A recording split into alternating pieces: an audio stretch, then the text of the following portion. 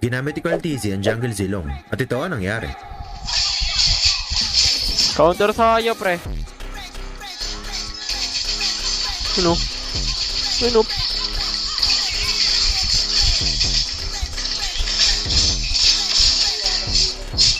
Counter Hindi tayo. masama ang Zilong jungle dahil kaya niya mag-clear ng jungle creeps at objectives ng mabilis dahil sa passive niya. Tapos meron din siyang CC at Dash, dalawang skills na kailangan para maging magandang jungler. Ang pangit lang kay Zilong ay masyado siyang depende sa items. At ang item build naman ni Carl TZ sa kanya ay crit build para ma-maximize yung damage nito. Ang maganda rin sa jungle Zilong ay as early as level 3, pwede na itong dumalaw dahil sa second skill at first skill nito. At kahit hindi man siya makakill, at least makakapuwersa siya ng flicker sa kalaban. Sa unang turtle naman, ginagamit ni Carl TZ ang ultimate niya para mas pabilisin ang paggawa nito. At dahil umaasa si Zilong sa maraming items, palaging farm ang priority ni Carl TZ. Kapag wala objectives, all lane na madadalawan. Tapos para sa full item build naman niya, ito ang gamit niya. At sa emblem naman, assassin na may Swift, Seasoned Hunter at Warcry.